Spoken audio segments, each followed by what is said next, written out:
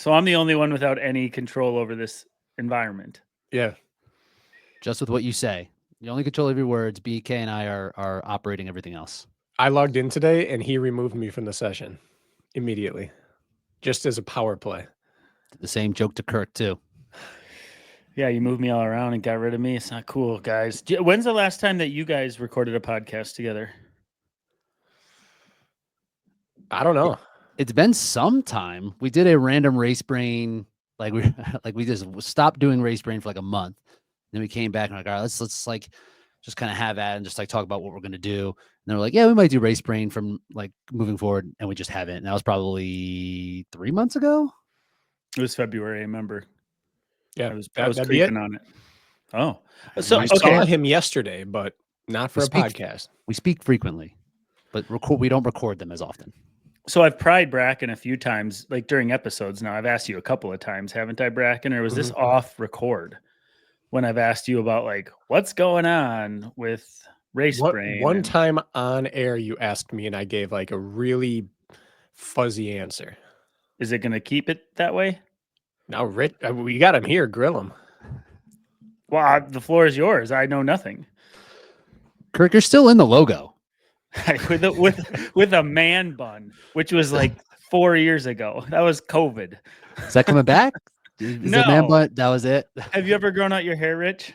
And Bracken, I know the answer to that. It's no. I wish. Yeah, I mean, back in high school, it would go out like big, like kind of fro style. But no, I'm not like growing the hair out now is not what anybody wants.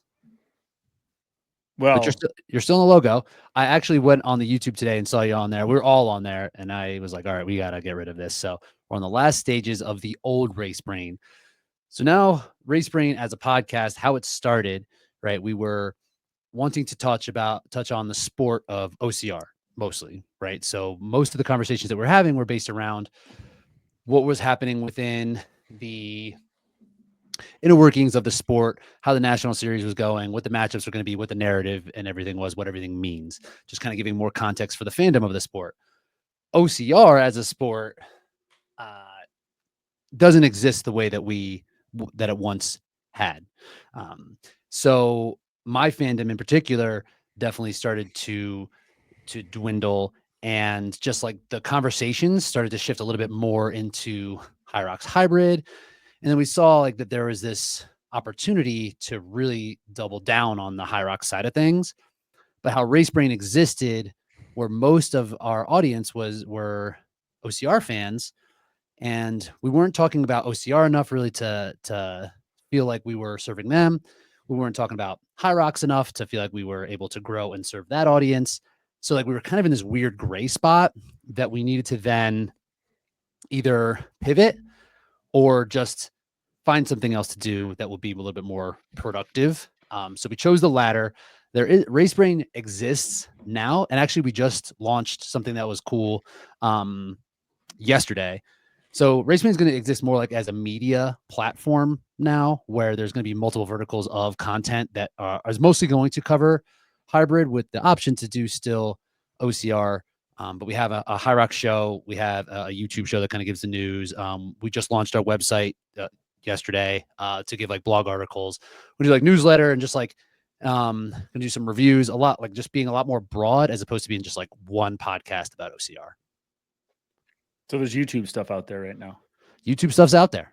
All right, that makes sense. One of our final episodes prior to it, Rich, Jack, and I talked, and we all kind of agreed that we were forcing it. We were trying to do drafts, and half the people had never made a podium in their life. 3/4 of the people had never made a podium. Not that they are unimportant. They but do now. It's not compelling like conversation when we don't know anything about them.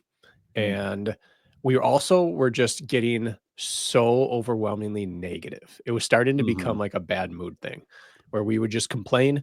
It used to be we would complain, offer suggestions, and balance it out with like love of the sport. And now our love of the sport was coming out sideways, and it was getting negative, and we didn't like it. And we were dedicating time each week to being negative. And that was kind of like, for me, that was my selling point. I'm obviously less in the Hyrox world, and like Rich is entrenched in it.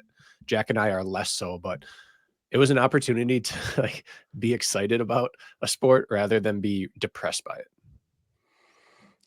Yeah, there has to be a positive, alive passion for what you are going to show up and talk about every week or twice a week in our case. If it's not a positive and it's not a passion and it's slowly dying, aka OCR. Rich, when's the last OCR you ran? Exactly. Yeah, it's tough to string it out. And pretty soon when the listeners can feel it, yeah, it's probably time. I think they If they can or tolerate not, I don't know. negativity when it is a small percentage that's balanced out and kind of justified by all the other things you do well or positive. And we had less and less and less of that to even balance it out. And we just kind of felt we just got on and complained to the wall every week.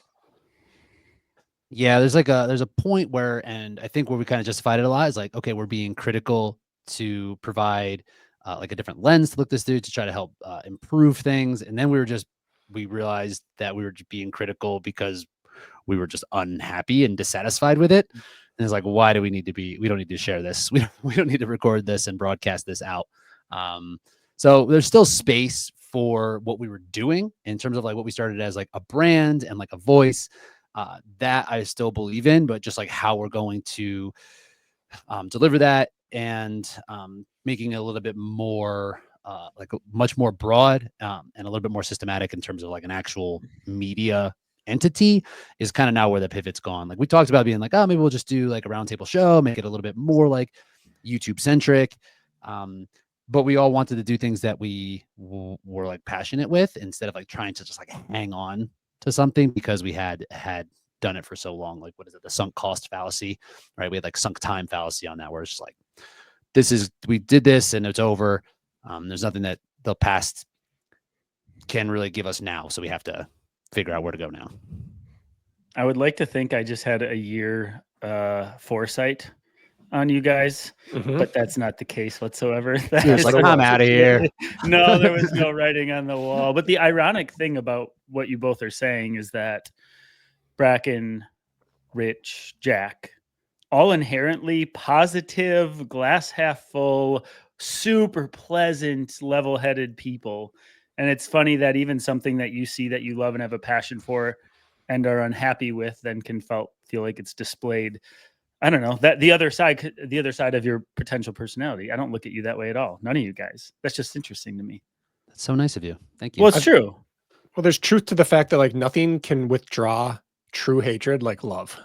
You know, like if you feel something so strongly, the opposite side comes out when that gets betrayed. And that's how we all felt. Like we felt betrayed, but we can save him. We can fix him. And eventually we just realized they don't want to be saved. It's part of growing up. Can't save everybody. Can't save everyone. Well, Rich, you're our guest on this podcast today. People might be confused who listen to the circle of this and RMR and such. They're like, what feed is this on? Maybe it's on both. But I told Bracken last week, I said, I want to chat with Rich. Did I not, Bracken? Was it last week? I'm hazy on time, but you did say that. And then he put it together. I've been wanting to chat with you in like an actual podcast, non-BS style for like a while now, since you've had successes, ups and downs. And we haven't chatted with you since when? It's been some time. I've been on the show a bunch. Series. Am I still a record holder? It's been like 6. If you're 6, you've got it. If you're 4, you've got it. Hunters had 4. It's been so many episodes. I think I still have But it's record, been years. It's great to be back. It has been some time for sure. Maybe it was the coaching series. No, there was one after that for sure when you and I did a threshold conversation when Kirk was in Vietnam, I think. That's it. Oh, and we did one on like cross training stuff too. Yes, we did. Which was fun. Yeah. So Kirk, it's been a long time. BK and I have chopped it up. But Kirk, since it's been on with you, it's probably been, a couple of years, probably since I've been in Colorado. Honestly, 3-4 years. Where are you at right now? Are you at your house? I'm at my house. I live in right outside of Denver, a town called Arvada.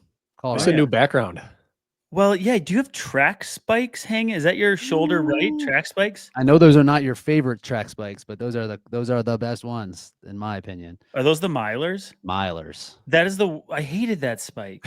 That's my spike. Do you remember man. that? You remember that I hated the milers? Yeah, because it's like a personality flaw that I had to like note and like remember. I hated the milers. About me? Yeah, both of you not liking the milers. I think it was the first pair like real tech spike that I had. Before that, I was just running in. I think whatever. You're part responsible for half of Hyrox running in the worst shoe ever invented, which is the Mizuno Wave Rebellion Pro. It is the worst shoe that's ever been designed, and now you got all these idiots out there running in them as well. You didn't like the Rebellion Pro? Doesn't even begin to describe it. Those look at that. Stacks shoes, of them. Let's Rich, go. Those shoes above Bracken's shoulder I bought for $300, and I was gonna burn them, but he said no, send them to me, so I sent them to him as a gift. Some things can still be saved. The threes. Oh, so I have not tried the threes yet, but I'm guessing they're pretty. From what BK told me, they're like not that much different than the two.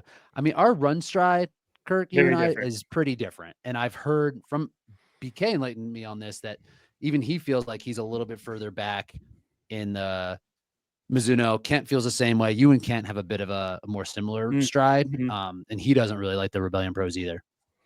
But for me, greatest shoe ever designed.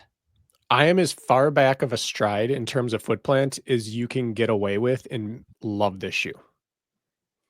Yeah, and I would not describe you as someone who's like back on your foot. I wouldn't. I'm fairly mid. I was a heel striker bad in high school. Bow-legged and heel striking, and I've worked on it over time, but I'm like firmly midfoot. Yeah, and I'm more mid to forefoot. You prance. Yeah, so Kirk it's not stabs. I stab. Yeah. Yeah. Little knife jabs to the earth with my forefoot. Yep. So you have the milers back there, and you have looks like some Nike. What is the shoe in the middle there?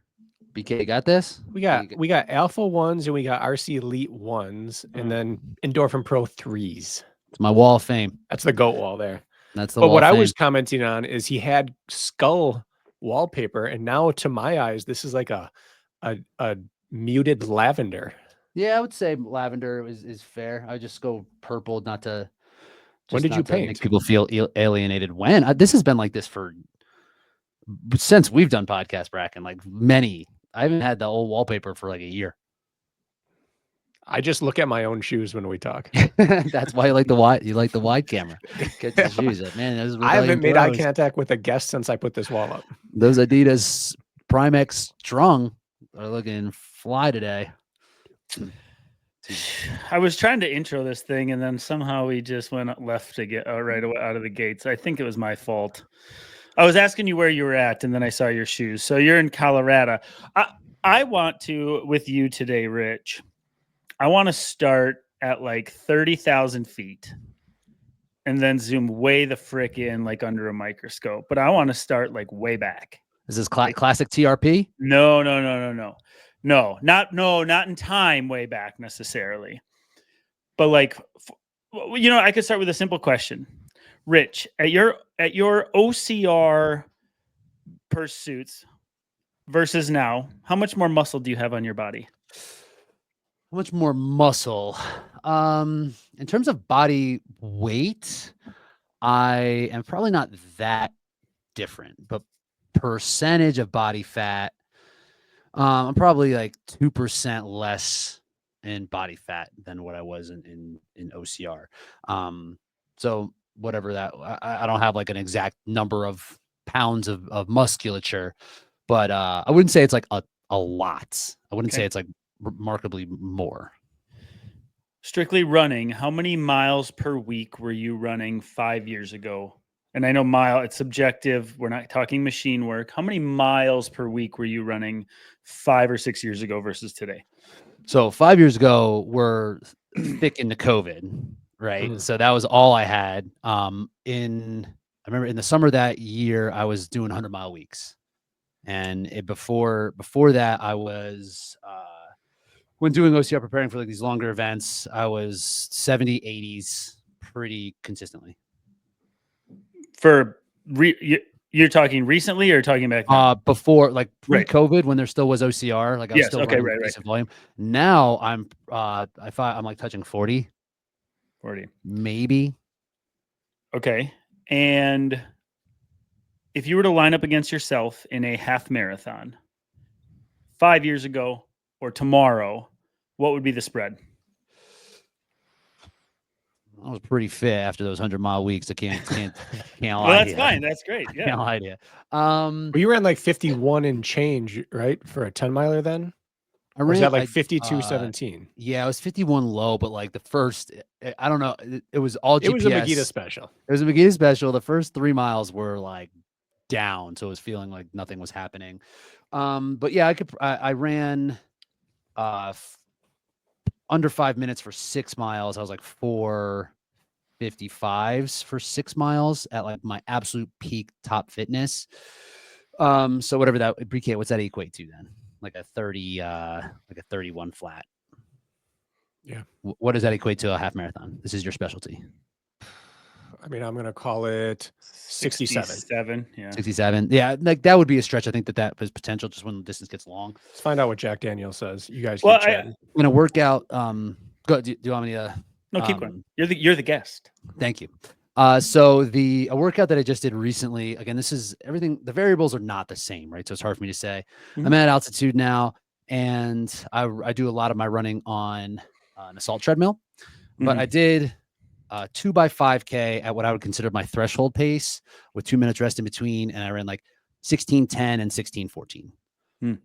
So, yeah, I'm probably not as fast as I was at peak, but 107.16. What's that? 107.16 was half marathon 67? equivalent off of 4:55 pace 10K. So like what the calculator says after of that workout would say like 14:40 something for 5K, which I don't think I'd be able to touch just because the speed I don't think is there. So I think it's like around the same. It's not that much different. Okay. And sorry, I don't mean to like monopolize this, Bracken. We talk enough. Yeah. I'm not even that interested. so I'm setting up before we go back a little bit, but why did that fitness not translate as well to OCR as it has now in Hyrox?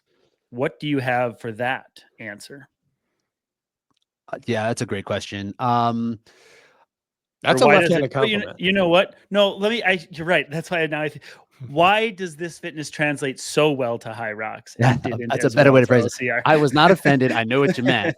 What do you think? Like, yeah, in terms the specificity of what you needed to do in for OCR was just not conducive to like the life I was living. Like it is so much more skill-based running as opposed to just like output.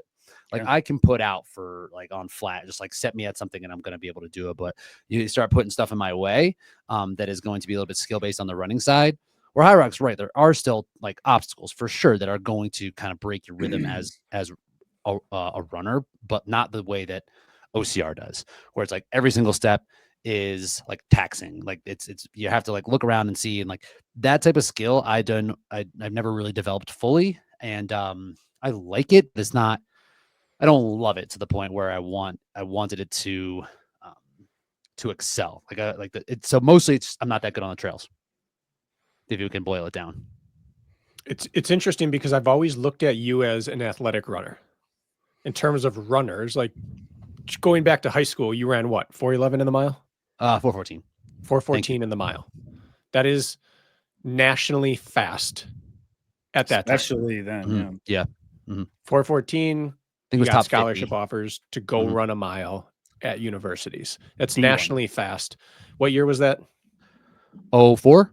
04. 4:14 is very fast. 4:14 is fast, but in high school, 4:14 in 04 was very fast. And you were also a good athlete. Play hoops. I'd lock you up. Put you in the post. And I always found it interesting that you and our skills manifest completely opposite. We're both milers. You were better than I was. We were both athletes, but yours comes out in ability to put out work in a ton of different modalities. And mine comes out in retaining a high percentage of anything in anywhere. So like mud, dirt, scree, swamp, I can keep a high percentage, but I just can't put out in a vacuum. And I've always felt like you lost a high percentage, but get in a vacuum and you can just put out no matter what implement is near you or anything. And yeah, I've always found it because you were with Leaderboard and you gave us your profile and your stats and your testing and stuff. And I looked at it and thought like, this is a player comp and we perform exact opposite in every single type of competition.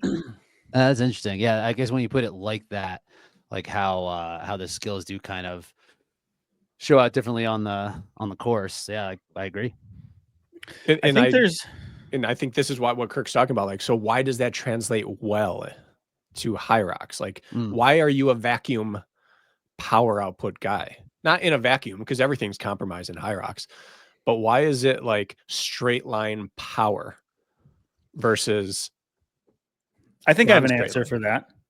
Yeah, for him. Yeah. I think there is a very certain, and I think it's the way, I think I err more towards Rich's side than you as well, Bracken, with just the output in a vacuum. And I think there's a sector of endurance athletes, and a lot of them have a background on the track and the roads and controlled environments, in which like just riding the line underneath it is like a very special and happy and sustainable place. But you start just crossing it on occasion, and there's a type of athlete who can handle those hits well and keep on it. And I don't know if I'm necessarily one of those. And I don't know if you can determine how that would, like, what type of athlete you would be, but I know pegging it and holding it works, and tipping and trying to go back to it, suddenly I've lost 10%. And I think there's a special sector we lose to. I mean, you have a guy that wins a national series race that runs 16 teens in the 5K, and then he goes and kicks your ass in an hour and a half race on terrain, and you go, this is infuriating. Rich, you ran sub 15 and we're getting beat by 16 and change guys. And I was faster than the guys winning in a vacuum. So I just think there has to be some sort of metabolic something that I don't understand that has to do with riding the line or being able to breach and come back. Bracken, breach and come back all day, for example. I wonder if I'm terrible at riding a line. Yeah, like I guess suck. So like in terms of like if you're looking at it physiologically, like in that respect, like if you spike, right, BK, like say you're spiking, we'll talk about lactate here, right? If your lactate levels rise, do you think it's like tolerance that you have more than like ability to flush, like where Kirk and I can sit there and just flush out over and over? Or do you think it's like the opposite? Like you can flush very quickly, or as opposed, and maybe we are mechanically and aerobically fit enough that we're not like that we can go fast enough without like producing that type of byproduct. I've always thought I was bad at tolerance of lactate, but I thought I didn't produce it disproportionately in any other form of locomotion. Like I wasn't a great cyclist, but I could cycle as well as I could run. And I'm not a great rower, but I can row like a 1540 5K runner without like my fitness translates to other things. I don't run a lot of technical trails or descents because we don't have that around here a ton, but I can do that as well as I can flat run, or maybe a little better. But if I have to do it for an hour straight, I can't hold that line. I think I'm just good at pivoting from thing to thing, and it doesn't spike when I pivot. Where other people, I think they are super efficient at handling it in a movement, and then another movement they're not as efficient at. I think across the board, I'm moderately okay at it. But in a sport that shifts you from thing to thing a lot, it looks better. So do you think it could be more of a literal mechanical efficiency thing in certain planes of movements, and when that is other movement is required, it's as simple as that? Or is it actually lactate or whatever we want to talk about that's flowing through our blood? I wonder. It's just an interesting thing because it's you'd think it would translate, but why is an Olympic swimmer a 21K 5K runner, 21-minute 5K runner, which exists, by the way? I'm sure. Well, like Rich, what are you better at? your entire life, were you better at long runs and tempos or interval sets? Interval sets. I'm mid distance, baby. Okay. And that was me. Like my interval sets, I could interval set without overextending against people significantly better than me at running. But I would run my threshold runs or long runs and get stomped by people that I was way better than at mid distance. Like I can't hold a steady effort. Well, we would think that would be aerobic fitness or some sort of mechanical breakdown in terms of like just fatigue. Well, and I think right? that's Those the are two key. things. I believe the strongest aerobic capacity people do great at Hyrox. Hmm. I think engine matters more than being able to spike it. I think that might, I think speed, this is now a shift that I have made this season. Because I was there too. It's like, who can do the most? Like, where's the volume? Like, what's the capacity to handle all of these different elements and being able to spread it across all these modalities so that like you can build this massive floor, raise the floor like crazy.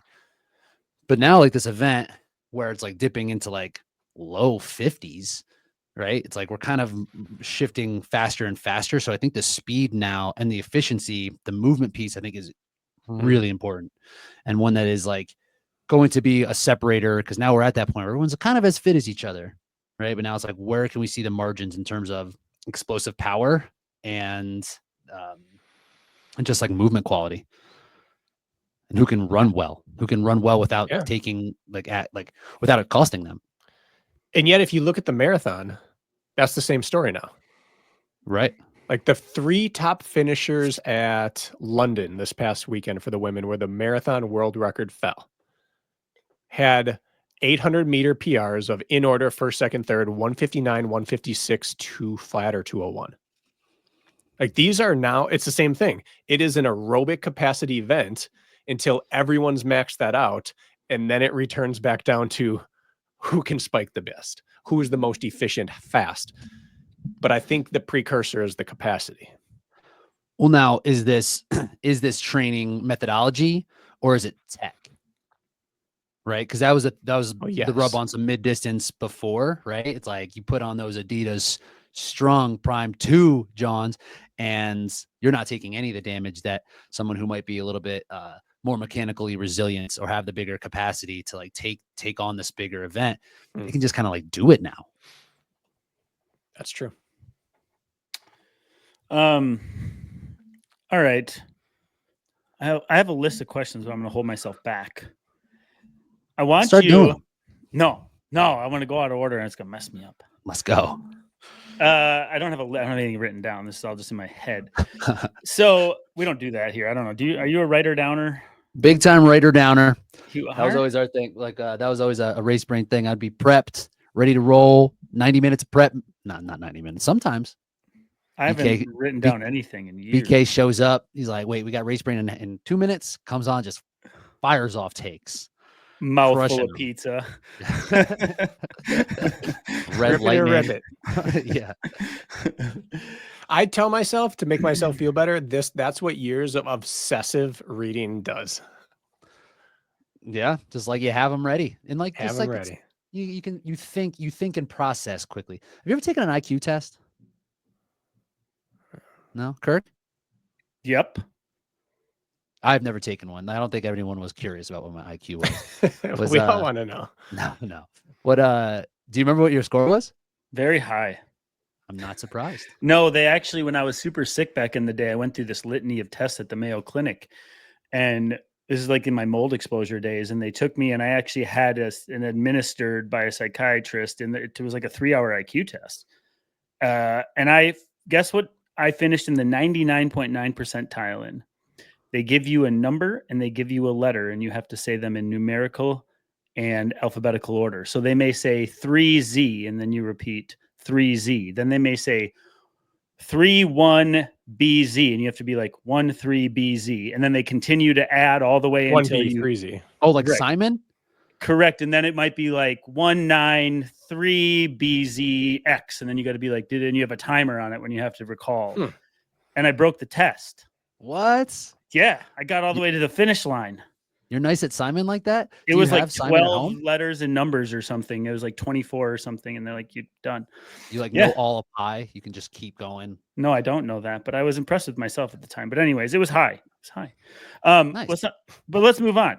So what I'm my test was inconclusive. Yeah, the one you took on the internet. It has 6 questions in it. That's it. Like smart or not. Yeah. You guys remember Hot or Not back in the day? Do you remember that? Were you on That that? sounds like a Kirk app. All of us in college, like it was that stupid, it was a website. Anyway, so what I'm hoping to do is help people. There's this huge shift towards people either coming from just pure running, a strength background, an OCR background that are like, you can't get away from Hyrox now. The sport has done it. And you've been a part of that upbringing, right? Because you committed early and you're part of the crew that people got invested in following, and successes and failures have been along for the ride. And I think you have a lot of buy-in and emotional investment from people who follow, like they want to see you win. You're like one of the people's champs, right? There's a host of you. And I say you would be in that group. And so, yeah, well, you've earned it, right? And so what I'm getting at is there's a bunch of people that are trying to figure this out. And you know that. You have podcasts about it, right? RMR. I think there's a whole sector of our listeners that don't listen to you guys. We'll cross over. Right. And so helping to understand the progression, for example, of where you started, the learnings along the way, and what it sort of took for you to, no matter what the background, what it took for you to zero in on how to get better at this sport, right? You have a lot of life and training lessons over the last, your first Hyrox was 4 years ago? 21. So yes, right around 4 that years time. ago? Yeah. Yeah. BK? See, I don't need anything written down. You got it, dude. That IQ, that freaking is like 4 years F, ago. G. It's really complicated. So take me back to year one learnings from, let's call it a primary endurance background. I know you learned things in OCR. That's a slap in the face if you just come from, and I know you have a CrossFit background too, like you did time in the gym. So you had the components ish, right? What were the early learnings when you tried Hyrox, gave your first real crack at it? Yeah, that's an awesome question. So up front, we all kind of looked at this, and Bracken was certainly on an early adopter. And I think we all had a similar mindset of like, we've been doing this, we're going to crush this, right? We thought this was something that, because we had the ability to do mixed modality training, could do some running, could take on some damage, could keep going. We looked at this like, okay, we can make this happen. So it started definitely with like arrogance up front of like, okay, I don't need to change anything. And you simmed like a boss. That everybody simmed just so everybody fast. simmed, breaking the record. BK, what was your sim time? Like 54? I think I was like 56 and change. My first one was like 57:30. Then I went 56 low, and I was like, this is light. It's not if the world record gets broken, it's how many of us break it. I was using water jugs for my farmer's carry. I was using rubber bands hanging from my basketball hoop because I didn't have a ski erg, and I was just saying 345 sounds right, 355. So funny. Just like you said, arrogance. There's no other word for it. I love it. Other than ignorance. Yes. So I didn't get into that first event. I just was, I was very OCR at the time and just like didn't work out the schedule. And then COVID did happen. But going into that first event, I remember my main concern was really like the understanding the demands of what these stations were going to feel like, because I did get to see the arrogant squad, like the carnage that came from the people that I feel is my peer group in terms of fitness. I saw what happened. So I was like, okay, something's going on here, and this is not going to be as easy as we potentially thought when we first saw the event. So I was very concerned about how to do the skill of everything. Like Bracken was saying, like, I don't think I had been on a ski erg much, if at all, before preparing for this. So like trying to figure that out, trying to understand what the sleds are going to feel like, and just really trying to patch all the pieces together was the first real piece of this. I just wanted to know if I could do all of the movements in this type of time domain. So I remember that being like a major focal point up front. Can I stop you real quick? Of course. First, I want to ask Bracken. So you simmed in 54 minutes or 56. What was your first Hyrox then? Just for comparison to know how different it was. 117. So 20 minutes. Let's call it. Yeah. Okay. So the sim was an terrible inaccurate spread. test. There's the classic photo. Do you have that one still? Bracken's eyes. He saw God out there laying on the ground. I remember that photo. That was right when TRP started, right? Was it? I thought think it was so. right What around was All your I know first? is that I was doing reps of 1 for wall balls at the end, and Faye Stenning was just like, "Hey, it's okay. Just try to finish. It's okay." I've Big never heard someone talk to a racer like a wounded animal. Like you're just talking it, knowing it's gonna die in a few seconds. You're just make it happy for this last few seconds of life. Like no intensity of whatever she was going to tell you was going to help you do more than one wall ball at a time. So she just gave you the ultimate pity clap. It's like, Yeah, she's like, I see there's nothing behind those eyes anymore. That is a look. 20 minutes different sim to race. Okay. And literally you learn about rock zone and you learn the sleds are not nearly what you've been practicing at home because they're way worse and yada, yada. Okay. Don't need to go down that rabbit hole. But when you say you needed to work the skill component, right? Like learn the skill component, was your first approach like I am going to learn this in a vacuum, or was it the David Magida, I'm going to sim every week approach? Yeah, and I'm not an incredible believer in sims or benchmarks for training. It's just not something that I like to do. I don't like to prescribe it very often. I feel like I can get caught up in the weight of an outcome in a workout and kind of get pulled out of just like the task of completing the effort, right? So I've never been a big simulation type person or benchmark type person. So I was kind of cutting the pieces together, kind of doing, and because I do have a CrossFit background, I was kind of organizing things probably a little bit more on what you would get like traditional Metcon style. Like I would do some bigger pieces, but I wasn't not enough in hindsight to string together a large chunk of time at like anaerobic threshold, let's say.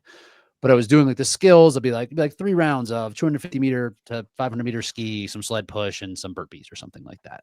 Right. And then I was also running the way that we know of running training, right? So be like, here's my interval threshold workout. Here are my like Hyrox skill workouts. And that was kind of how I was organizing it up front. Okay. And what did you learn through that process, how it translated to performance in your first handful of races? The volume of intensity that I was building was not nearly enough to sustain throughout an entire Hyrox. The volume of intensity, including the skill components of the actual race demands. Your Metcons may have lasted 20 minutes when they needed to last 60 or something, for example. Okay. Exactly. And that's where the race would fall apart on me halfway through. In that first year in particular, I'd get to like burpee broad jumps and it would just be survival mode, right? Old school OCR survival mode. I was like, I've been here before. I'm here again. So that is where things really kind of ran short. Turns out I could do the sleds okay. Like it took a lot out of me, but I could still do them. I was worried about not even being able to accomplish them. And like the ski, I'm sure I was bleeding like from efficiency standpoint, but I was just running out of gas. I just like didn't have enough to put out for the entire duration of the race. And what was your debut pro time? 67 something, 67 mid. Was that 25 meter or 12.5 meter carpets? 12.5. That shifted during COVID because they did that championship on the assault treadmills. That was like a real confined area. So I never had that 25 meter sled pull. That just seemed. Do you know unfair. I've still never done an individual on the 12.5? I don't think I think I knew that, but I don't think I would have like had that in your bio. You got to get out there. Yeah. Yeah. So can you 67? That's a respectable debut. Which was okay. Yeah, I was okay. And like it was enough to qualify. Like they didn't really have qualifiers like they have now. There's like, okay, like you're good enough to be in this like heat for the North American championships or whatever they were calling it. Talk about the feeling during the race. you get to BBJ's, and you talked about this old school, like here we're at OCR days where I'm just hanging on now. Like, can you just so people, I think a lot of people are hard on themselves in the hybrid space. And I mean, I have never raced a Hyrox yet. Half of my roster is racing them, right? I think I understand from a third party perspective very well, but from a first person, I'm gathering data, right? Just by asking questions, right? And so a lot of people are hard on themselves because when the piano lands on their back, it is awful, right? And it's so easy to be so hard on yourself, but it is the growing pains of the process of the sport. And so for somebody like you to describe that feeling, I think would be helpful for people. What are we talking about? Yeah. So thinking about fatigue, where it's going to come from, right? Kind of the conversation we were having earlier, like there's like an aerobic fatigue, potentially there's like a lactic takeover where you just like are forced to kind of slow down. There's a heat component where you just feel so hot you can't keep it moving, and then there's like this muscular endurance component where it's like I just cannot keep going. Like if I wanted to go faster muscularly, it will not allow it. So it's much more on that end, and maybe probably combined with maybe a little bit of like that heat fatigue of just overwhelmed, just like kind of cloud over top of you. But for me, it was a lot more muscular. It really did feel like early OCR, like beast type days where I'd be at a point and I'm like, I just hope I finish. I'm not sure if I can keep going. And there was definitely some like muscular cramping, which was an issue early, especially in like the last like third of the race. So it definitely got to the point of muscular fatigue where there was not like the firing of the muscles just wasn't operating the way that it should. The Lindsey Webster Big Bear spear throw type feeling. Yes. You're right though about that OCR beast feeling. Hyrox has an ability to one station does to you what like a double sandbag would have done back in the day, where you're partway through realizing I can't work any better. I can only work worse. And then you finally get done with it and nothing's left available to do all the other things. And you learn almost nothing that day other than this one thing was such a punch to the face that I never recovered. In Hyrox, where I find it to be a little bit different, and maybe I just never matured as an athlete. Yeah, for sure. And maybe I just never matured as an athlete enough to string together a race that I truly thought I could in OCR. But in hybrid, it's like self-inflicted. It's like pacing issues, right? Like you just go too hard for what you're capable of doing for a variety of reasons. Where OCR, you're right. It's like, okay, you're doing a double black diamond with these double sandbags today. It's like, well, never done this before. Yeah, I don't know if I can do this. Like they did it to you. Where here it's mostly self-inflicted. Like you know what's coming, and you just kind of screwed up the pacing of it. That makes sense. For like I've had this experience many times, but I described when I went hypothermic one year in Seattle. In fact, I think you beat me in Seattle that year. I was going to, but I missed the. Oh, that's what it was. You were ahead of the rig. Yeah. Oh, that's right. I got some burpee penalty. Dude, yeah. We were trying to get over the stupid obstacle. Irish table. Oh, did you land flat on your back there? Do I remember? I almost broke my neck. It was like you were doing that ledge. We jumped up, feet swung under, flat on my back. I was trying to describe that day because I was having a good season prior to that. I couldn't get my legs to move or go any faster. Like suddenly there was nothing available to me. I couldn't get my body to do what I wanted it to. And for those who haven't experienced like OCR Hyrox, it was like that feeling of like, no, it doesn't matter what I want my body to do. I can't literally get my legs to go any faster. I can't move any faster if I wanted to. There could be a gun to my head. It's done. That button's been pushed. Is that like the feeling you're describing? So quick, on that day, I think at the vertical cargo with the platform, you looked at me with that dead in your eyes look like, I'm rocked. Did I say that to you? Yeah. I was like, you are for sure. Yikes. That sounds about right. By the way, I made that Lindsey Webster spear throw joke.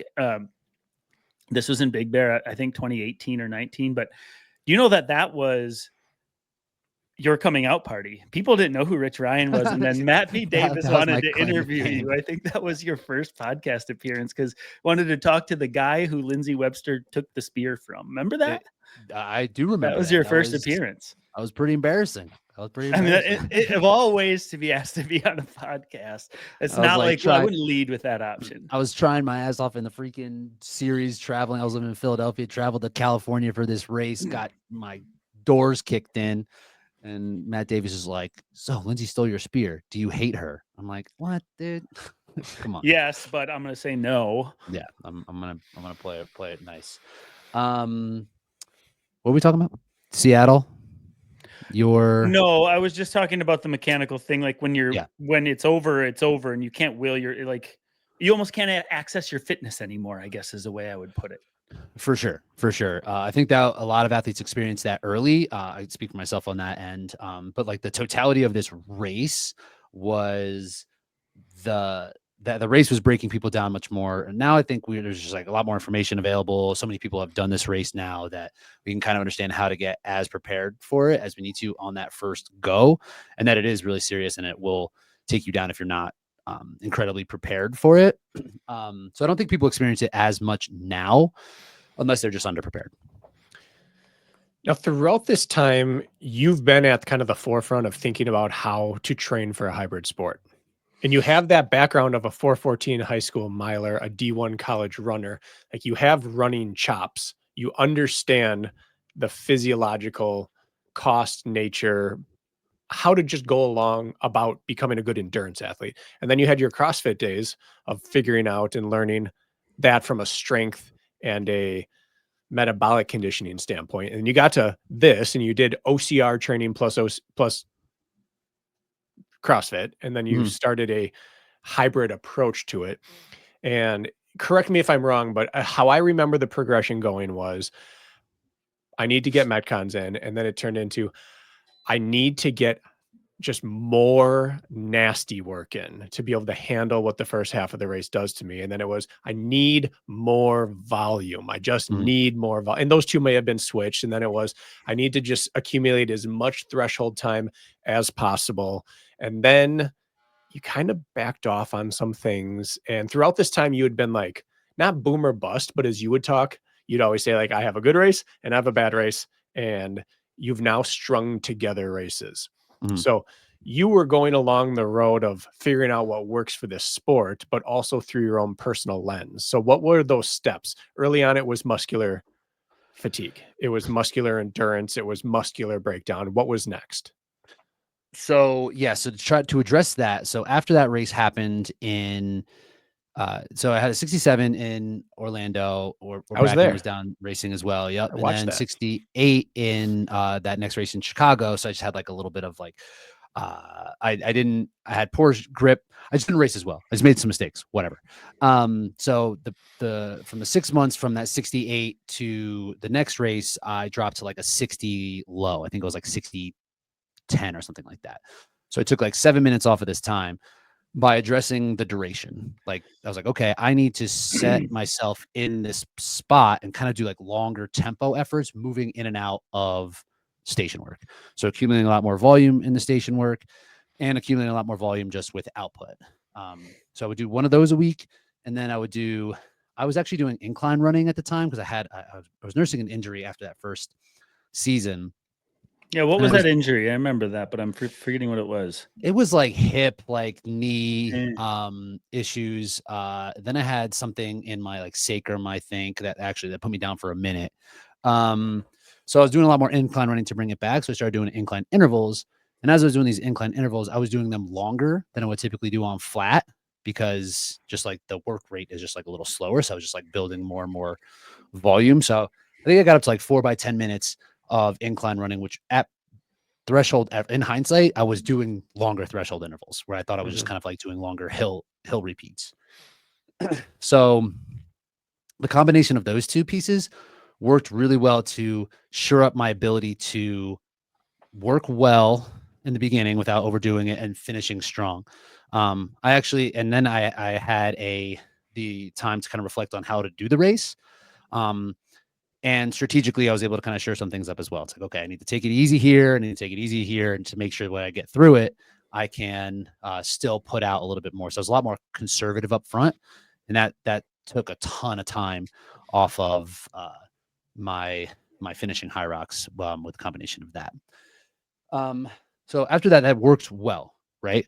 But then, Bracken, as you said, I think shortly after we really started to get in on this like double threshold movement, and like looking at it from what's happening broadly in endurance. It's like, okay, cool. Like, let's try to accumulate as much work at anaerobic threshold, lactate threshold as possible. And that should translate well, because that's kind of what these race demands are. So the thoughts with double threshold. So I started doing double threshold, right?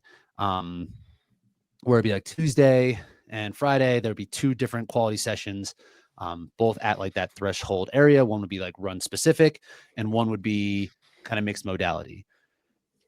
And this, I don't felt like worked that well for me for a couple reasons.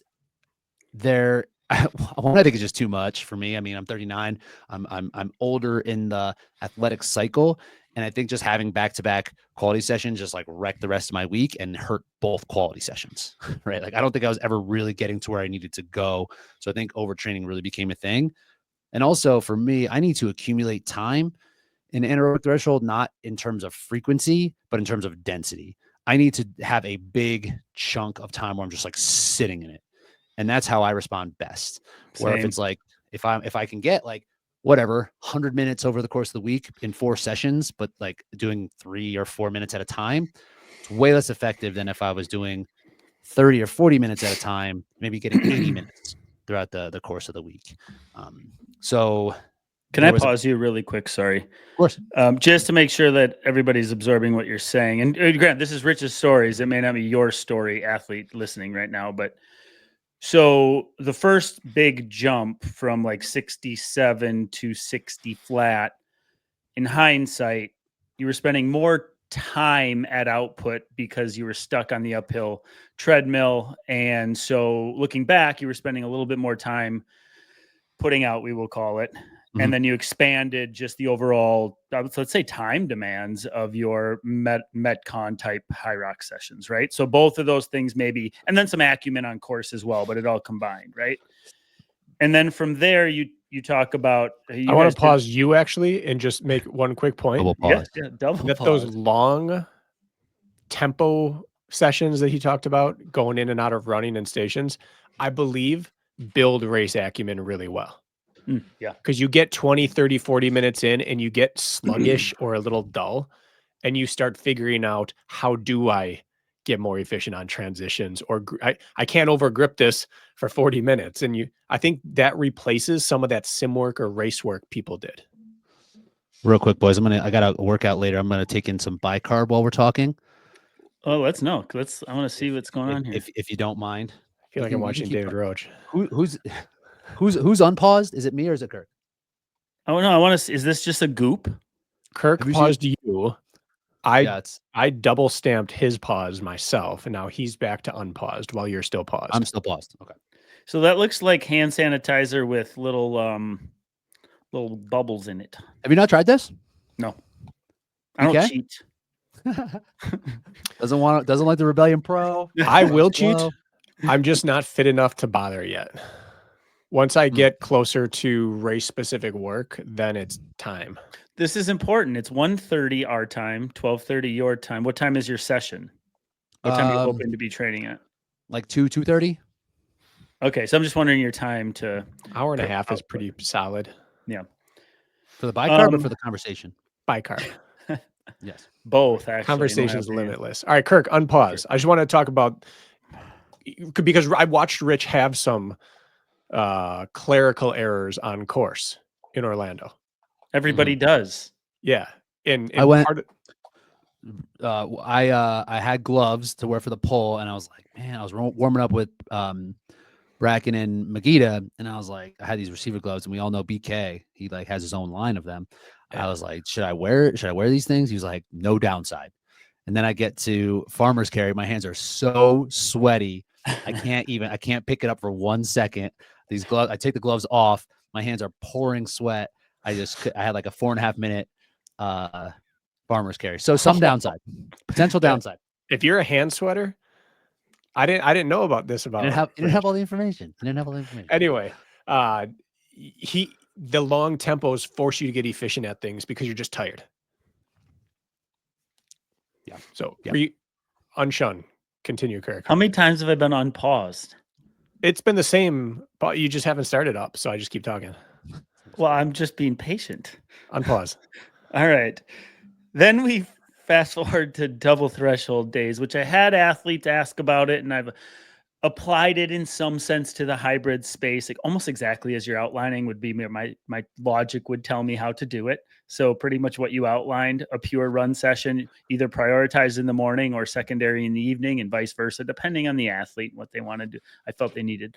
Point being, I felt like you had this phase of disappointing races where it was like didn't happen again, didn't come together again, but like there were glimmers and glimpses of it, but it hadn't come together yet, like the way it has at times recently.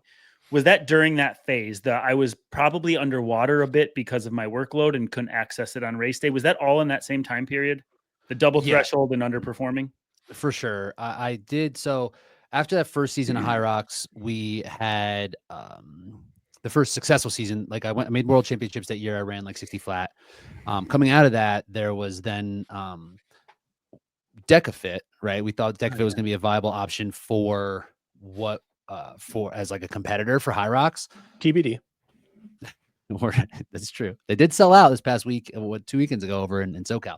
Anyway, but it did some. And this is really where I started to apply the double threshold and saw some success there for DecaFit. And then so I was just like, I'm just going to double down on this. I'm just going to keep this going. And then I had a 2-year stretch there, maybe a 1.5-year stretch in Hyrox where I was like really pressing. I was really like stressing out about like trying to make this work and like sticking to what had worked in DecaFit and trying to apply this to Hyrox. So not only I got like my volume of everything went up with it as well. And yeah, I think I was just overtrained for 18 months, and I was putting out performances that, you know, I wasn't feeling confident going to the start. I wasn't really looking forward to training. I was sleeping poorly. I was just like overly stressed about like how I was progressing, and I just didn't have good results, right? And I wasn't sure. I was like, am I just like washed? Is this it? Like, or so when I looked at it, I was like, I need to do everything differently. I need to like take a step back and really examine if what I'm doing is working for me.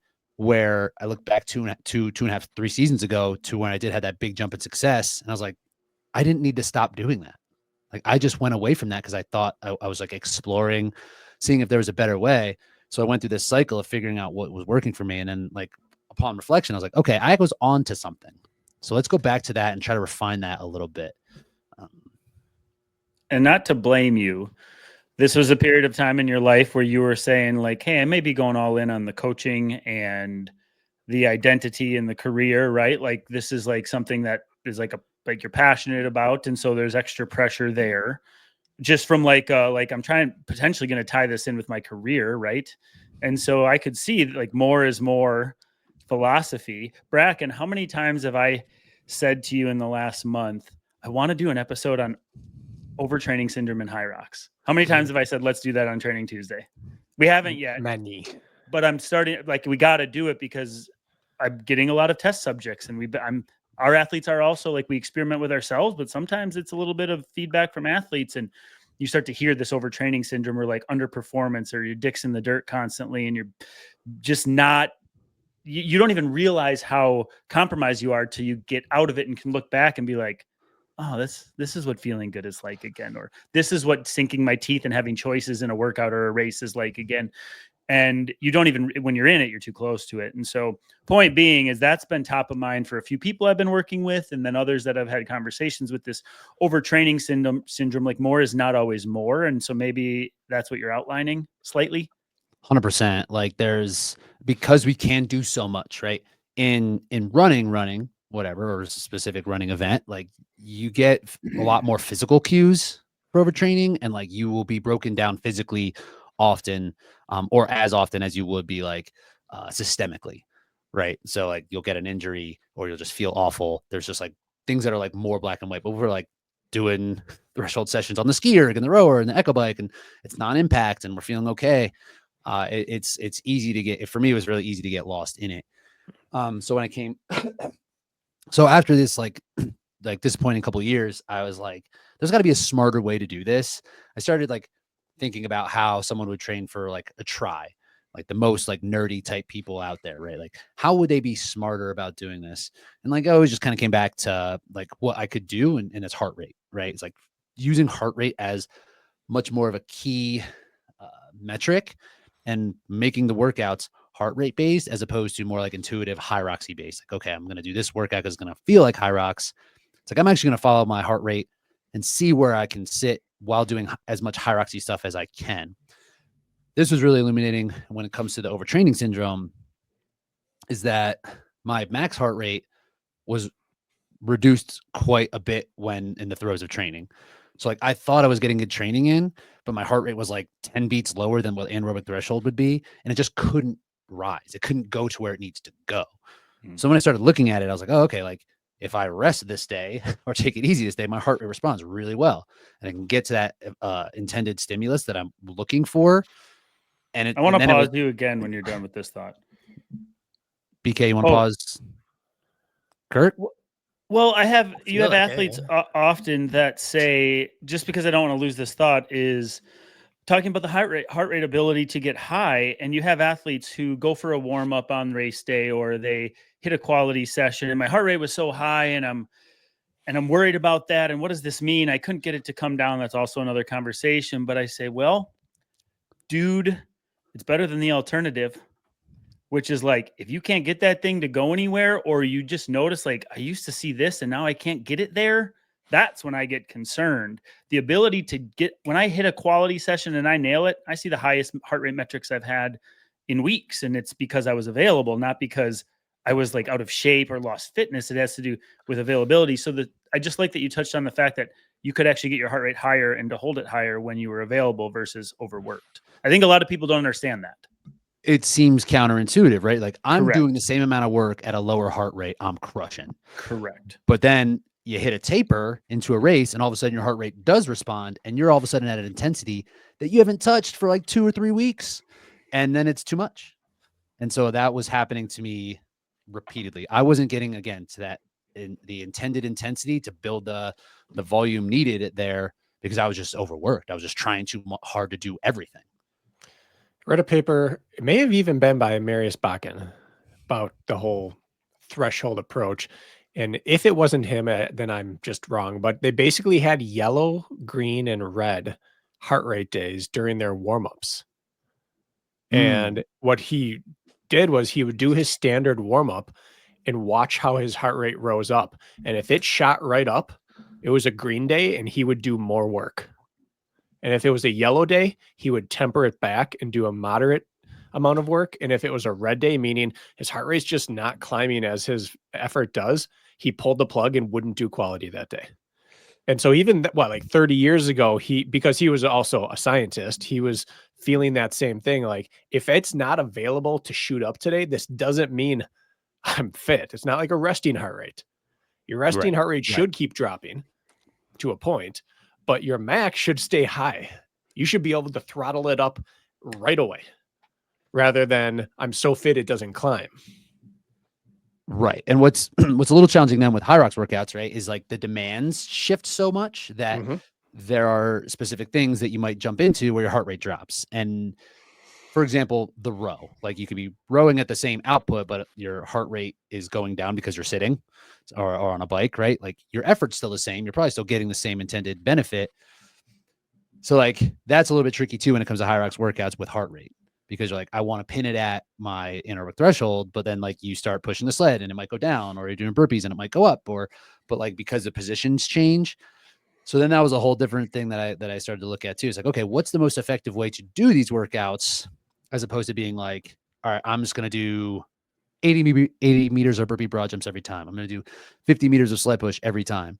When really that was bringing my work rate lower and not like keeping it at that intended intensity. And that was another thing that really became kind of clear after like honing in on heart rate like a little bit more.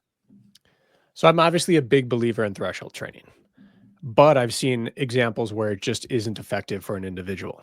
And from what I've seen across the board, I've seen a few I've heard a few college coaches and athletes talk about how they tried implementing it and it just didn't work.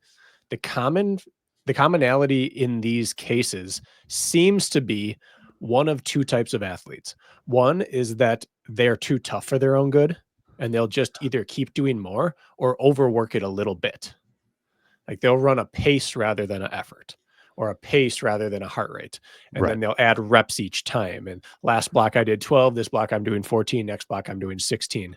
Whereas if you look at the Norwegians, I think it took Jakob 6 years to move from like 12 by 400 to 20 by 400 in his workouts. Like they went off lactate and they slow played it. I think Northern Arizona one year was doing like 3 by mile with 3-minute rest as their PM workout, and they're all dreading it. Like, well, that's not threshold training. That's not double. That's just double lean. Right. And the other one is that the athletes who need to spike up intensity prior in their pre-competition stage in order to feel and be ready to rip on race day. And you're for sure the second one historically. And I think you have a propensity towards the first one as well, historically. This worked. More is better. This is my threshold pace. Don't we all have that tendency? Well, some people are naturally cautious or pessimistic about their fitness. Where threshold pace for sure. It's like, all right, cool. I'm supposed to run 5:30. What if I ran 5:20 instead? That means it that's still way isn't better. hard on any one given session. Right. So I agree that it's not right for everyone, even though I'm a huge believer in it. And it doesn't prime certain people for competition. Your metrics can be super high, and you may not be able to feel like you have any semblance of efficiency at competition effort. And like, I think of this more as like this is less quantum. It's just more like theory that there are certain type of athletes who can just like get thrown into the fire and are just tough enough to do it. So they don't need to feel it that way in training. Where I need to feel it. I need to know what it's going to be like. I need to like build my tolerance there. Where some people, maybe it is better. They can do the frequency and get more over the course of several sessions and then still come and race well. But for me, it's just like, I need to feel it. I need to know what it's going to be like. And I don't know if it's more effective for physiologically to accumulate like that, but that's just a theory. I think some people can just do it. It's personality. Again, we're the opposite athlete. I've always raced best pre-taper. The longer, grindier stuff, when I'm a little more fatigued, I can jump in and race. But I've never got a taper right. So I'm better just to train right up to an event, take 3 days easy and go. Whereas like you need to prime your systems. And that becomes very difficult in a sport like Hyrox with 8 different modalities to do, plus running. Right. Could you outline, it doesn't need to be an exact session, but let's say a year, like a year one session versus like a double threshold session versus where I've landed more recently session. Like, could you just maybe give us an example? Yeah, definitely. So like year one, like when I was starting to do like these tempo workouts, I was doing anywhere between like 50 and I think I tapped out at 75 minutes of work. Where it would just be like pretty just continuous, like 800-meter run, 37 to 50-meter sled push, 800-meter run, sled pull, 800-meter run, burpee broad jumps. Just do that. Yep. Right. And just keep that in succession, build some volume. And like I would rotate that out. So sometimes it'd be lunges, sometimes it'd be the row, any like things that would give me like specific problems or anything that I wanted to feel like later in the race. What sort of intensity? Like starting at like 7 out of 10, like marathon tempo type intensity and letting that kind of that fatigue build.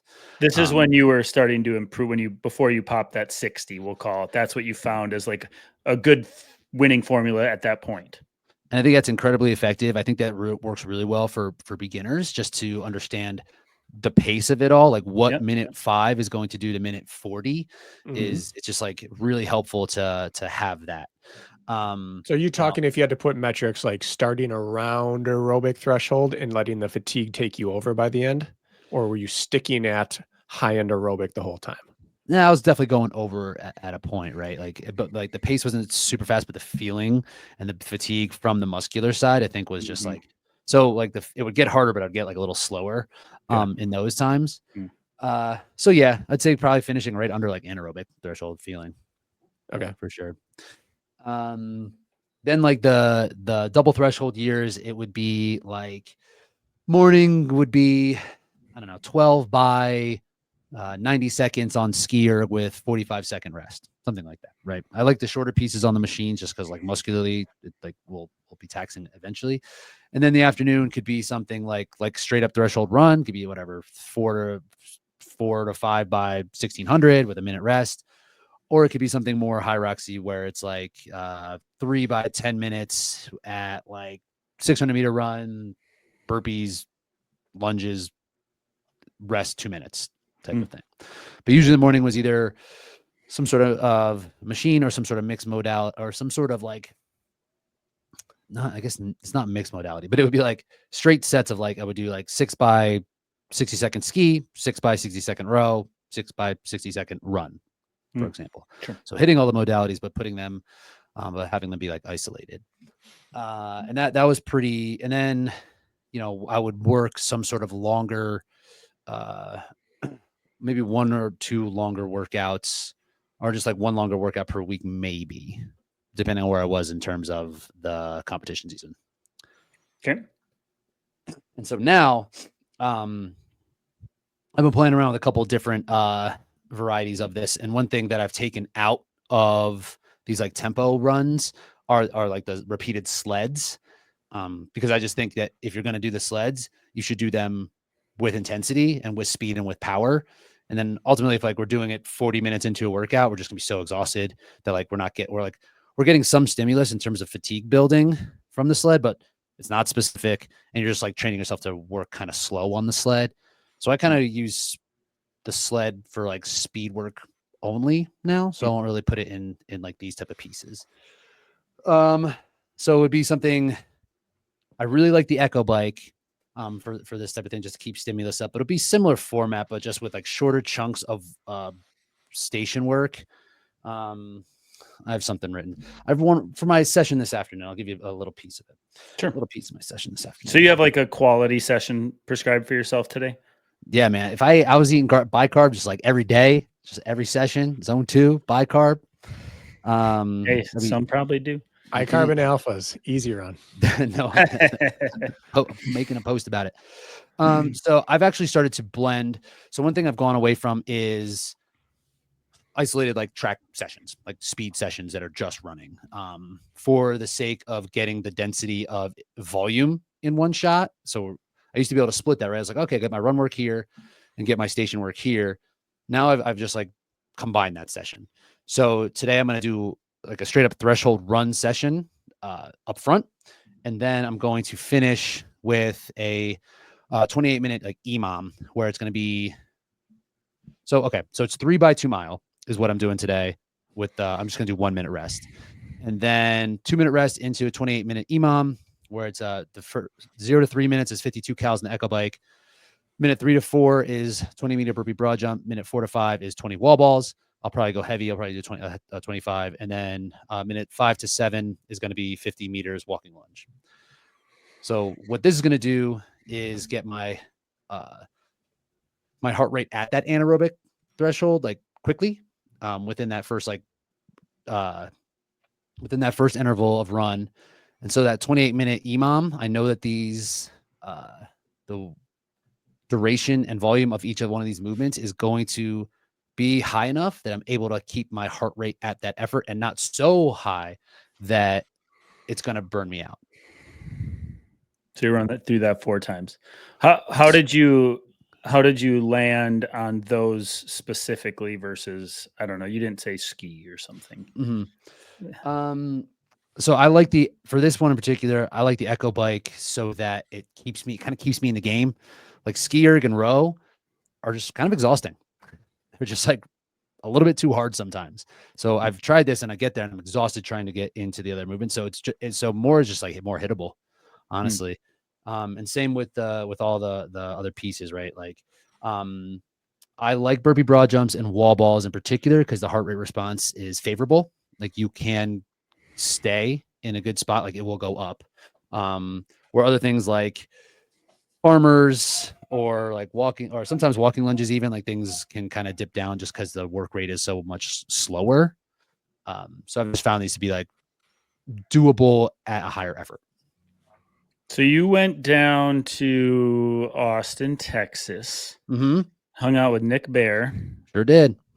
And you met an athlete I've been working with for 5 years, Simon Diaz. That's my boy. Simon's the guy. Well, technically, he's my boy. That's true. We'll have that conversation later. But I thought it was funny because I had prescribed him like a mile buy-in session with Hyrox finisher that day. I think he might have had like a mile buy-in cash out, or he had 3 by a mile and then his hybrid work. And you guys all went down and hit a session together. And he told me what you guys did. I'm like, yeah, do what they're doing. Are you kidding me? Don't worry about my stupid workout. Go hang out with the boys and like get it done. And what did you do? You did like a mile buy-in, and it was like very similar to what I was like, I couldn't have worked out any better. Yeah. Are you often doing, so anyway, so big fan of that philosophy, point being, do you always like the run uninhibited in the beginning? Are you ever interested in a cash out scenario or vice versa? Have you played around with that? I have thoughts on it myself, but I'm just curious what your learnings are. So when I will flip it, it will, with the intent, the finisher will be at like more like tempo, right? One steady state, as opposed to interval based. And the intention will be at potentially Hyrox race pace or more like marathon pace. Like just the output is going to be much lower. Like intuitively, I've tried to do it before where I'm like, all right, I'm going to rip 35 minutes on this Echo bike. Then I'm going to go do some threshold intervals. And it just like, I just exploded into pieces. So I'll get the same type of benefit but just at a lower output. So depends on what my intent is for the workout. But yeah, I do like that. Okay. So you've gone 67 down to 54 using this process. Now, along the way, it's always hard to tell if it's because of or despite. So if you took what you know now and you went back to day 1, could you pick up with what you know now doing this, or would there still be need for precursor work to get to the point where you don't need standalone run or erg sessions or as much anymore? How much of this is universal and how much of this is athlete training life and experience? Right. Like what steps could be skipped in this process? Yeah. What was not question. needed and what was absolutely necessary, but not best practice for performance? So another thing I guess I didn't touch on here is I went through 2 different bulking cycles where I was like, I'm putting on weight so that I can put on muscle. Right. And that step was very helpful. As Kirk asked in the beginning, is like, how much muscle do you have on now compared to where you were? And I look much more muscular, and I'm much stronger, but I went through this phase where I was I was carrying a little bit more body fat so I could get a little bit stronger. And then I'm at the point now where I can be leaner and still be as strong. So in terms of that cycle, I don't think I could have skipped anything, maybe one more, or maybe I could have started to try to lean out earlier. I don't know. But what could I have skipped? Like the muscular piece was so important in being able to understand how to handle that type of muscular demand over the course of a 60, 70, 80 minute race. I had to go through that. I had to go through figuring out how much muscular endurance volume I could do and what was recoverable from. So that was another part of like all the volume. When I was doing the double threshold, I was doing a ton of like station volume too, muscular endurance volume, which is so hard to recover from for me. So, but I needed to find where that line is, right? And like, is there resiliency from that? Like probably.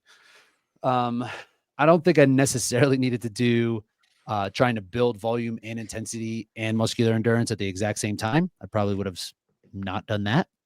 But I think a lot of the process is maybe like a year shorter than what I had done. And I got a little bit lost in some of it in the middle there. And then the $1 million question: would this have happened without COVID years of running? Could you skip your 80 to 100 mile years, and be just as good at this? Or did this require an investment in that aerobic capacity up front? Yeah. I Isn't don't. the answer to that always no? Like I feel like the floor is still what matters ultimately at some point, right? If you're working with a 1-story building or a 30-story building, and take the 30-story building that you built over years, right? You could never say that Right. didn't help, right? Could it have been built concurrently, or did he Uh, need that? Is what I'm In a asking. vacuum. Did he need running in a vacuum? Is what you're Yeah, asking. listening to this as a listener saying, I'm not having another COVID, I don't think coming, or I'm just going to go run. I don't know if I want to give 2 years to 80 to 100 mile weeks, but do I need to? Or can this be done differently? Obviously, it can always be done differently, but would you be at 54 today without that? Yes or no? Like for me, when I would look at this, I would say it is more the like 20 years of running, Yeah. as opposed to like It's not what summer. people want to hear, Rich. yeah, like the summer of high volume, like probably not. I probably could have just kept it at 50s and been kicking butt still. Mhm. So I think it is just like that's the thing with this whole process that I always lean back on, is like I've never really stopped trying to be a high level runner, right? So it's always been something that's been present, even through CrossFit, even through OCR. Like I've always put that there. I've always put an intention on that. So yeah, I think it's more the 20 years than like the one big build. Okay. And I have one last question with this, and I don't want to take away from what you do at your channel and your coaching services. We don't want you to give it all away, but we want you to give enough away that people get why they should. We're going to cross over. We're going to cross over. That's fine. So let's use me as an example, because I feel like right now at this point in time, I'm the closest to the everyman as I've ever been. Okay. Jobs winning, life's winning, workouts are losing. I'm probably the least fit I've ever been as an adult. Start me on a Hyrox build fit? path. Or fit, race fit or fit. They're different. And they're more different than the same. Both. So let's say this is my lowest combination of both. Okay. I'm fine. Can you still dunk? It would probably take a day or two. Okay. Like I'm fine. But this is probably this isn't about me. This is an example of me. Okay. You're taking as close to an everyman as I've been as an adult, if that is not too douchey to say. And let's say it's Chicago fall, Hyrox. Yep. I want to do your 60 or your 58 equivalent performance for me without COVID running and getting it wrong along the way. Give someone 6 months. What is the process you would prescribe for a person like myself? I don't want to go 67, 68, 60, 58, 58. I just want to go 58. Bracken's looking for a free consult here. I like it. Smart move. The like Let me get my notebook just 1 sec. Just getting like super familiar with the anaerobic threshold feeling again of the running. I would build that up probably first. Explain that just so people know what you're talking about. Like trying to figure out where you are at like that what you can race at between that like 45-minute and like 75-minute mark of us like putting out at what's comfortable but hard. Like that can be built with very short intervals. So we'd probably start with 400s, right? With very short rest and build that up over time and then have that be 3 months of that process and then kind of move into those workouts that Kirk and I were talking about where it's threshold into station stuff. And probably the other side would be those tempo builds, like starting at trying to accumulate 25 minutes of decent effort and then stacking that on top of each other week over week. I would probably keep it pretty simple that way with the 2 quality sessions. 4s in 25-minute compromised tempos and progress them up till 3x2 mile in 75 minutes. And when you've hit that, you're ready to start being race specific. Yeah, if it's recoverable. So you would cut out the big volume build and you'd cut out the big double threshold and you would stick to threshold work and long tempo Metcon work. Yeah. Can't tempo a Metcon, but you know what I mean? Yes, station tempos. More or less, right? Yeah, like you kind of can, right? Like getting efficient while moving in and out of different domains. Okay, for sure. Probably build skill on the strength sessions. A base of strength for the first 3 months. Last 3 months would be a little bit more specific, getting stronger in the positions of the sled push, sled pull, working on the skill of everything, and then aerobic work around it. And as much aerobic work as you can handle, not necessarily as much running, as you can handle, but as much aerobic work as you can like fit. Throughout our time talking offline, and some of it's on, we've talked 5-3-1. We've talked German volume training. We've talked minimum effective dose German volume training. We've talked about priming strength work with 3x3s and things like that pre-competition. Where do you stand now with your view on all that? A, for you, and B, for, again, the theoretical athlete prepping for their next race, trying to optimize? Yeah. So for me, it becomes what's most recoverable from. And like the season has been so long that I haven't really had a chance to be like, okay, I'm going to work on back squats. Back squats to me are just like the juice is not worth the squeeze on that. It's hard to recover from. It's like a little uncomfortable. And I'm not like super confident doing them all the time. And same with deadlifts. I like deadlifts a lot, but at a point I'm just like, what the risk reward isn't in my favor. So I start to get pretty specific, right? Like I'll do just like sets and reps of sled push and sled pull, which I didn't do in the beginning. I was like, I just want to get broadly strong. But now I was like, I want to get specifically strong because I know exactly what I need to do in this event. So I just want to be strong within the parameters of the task. But again, so yeah, I found like the specifics of the strength training to be like pretty important. And like the actual highest output of like strength that we need as a Hyrox athlete is like not that high, I don't think. Bracken, I'm glad you asked because that was exactly where I was going to take this next. That's how you know we've been doing this for a while. There you go. I have a pool of athletes who are strong boys, thick boys, right? They still try to pull off the split shorts, but they probably shouldn't, those type. That's kind of the look now. That's the best look for split shorts. It is the look. You'd want to be too big rather than too small. That's our guy Nick Bear is doing that. He's just out here with the split shorts. Yeah. 210. No big deal. Sad I'm not going to see him at Grandma's this year. I was looking forward to that. You're doing the full? Yeah. Let's go. Marathon debut. What? No, not wild to think. On the topic of strength. So, Bracken, I think we've had this discussion at some point. Like, how strong does a runner need to be? Like, if you can't back squat 135, you suck. Like, not looking for that sort of statement. Are you eating more food over there? What do you more I split the bicarb. It can be a little hard on my tummy. So now you're eating more bicarb? I like to take it in 2 doses. You keep it pretty thick. Always, baby. You don't want to water it and slurp that in the mic drink and it down swallow for us. I want to hear. You're not supposed to chew it because it's like this. It's even baking soda pellets. Very abrasive. It's insane, yeah. And like taking it in, like the 1 pack of this is like 5 grams of salt, so like 5,000 milligrams. So it's like this monster gut bomb. So I kind of have to be careful around like how much electrolytes I'm taking with it too, because then we'll just kind of like run out. Pretty serious about this. You're pretty serious about this fitness stuff, huh? Yeah, man. We're doing what we can. Okay, so do I need to hold off my questions so you can chow and then keep it coming, man? I'm not even chewing. All right. This is still better faces than he'd make with his ketone IQ stuff. Ketone IQ is where it's at. Have you guys played with that at all? No. I got a bunch sitting in my cupboard. I haven't touched it. It's I like it for if I do a hard workout and then I need to operate as a human being, like talk to people. Yeah.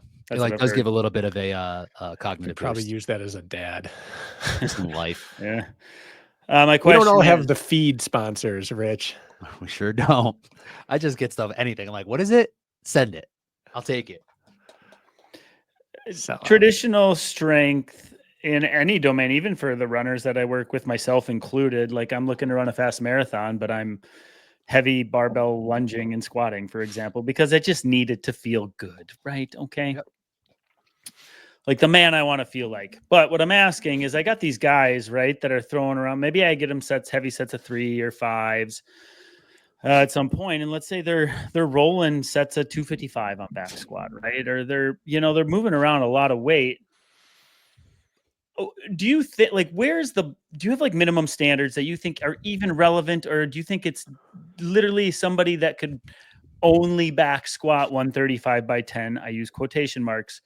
Could have enough strength to move the weight effectively, knowing nothing else about their aerobic conditioning. But like, what are your thoughts on like minimum strength? Because what I waffle over as a coach, and this is a selfish question, and we're always learning and experimenting, right? Is like, am I just giving them this work when really they've got that box checked, and maybe we should use that exact same amount of time elsewhere? So I waffle over that, and I want to know your thought process there. Yeah, I mean, there definitely is like a threshold that you need to be able to cross in terms of strength. I don't know what it is, and it probably has a little bit more to do with like body size than anything. Like Sure. if you are at a certain level, if you can do back squat at 185 and are 210 pounds, and as opposed to 195 and you're 145, like the bigger dude's probably going to be better anyway. There's definitely a weight moves weight type of thing here. I haven't really been able to pinpoint it. It's probably not that high.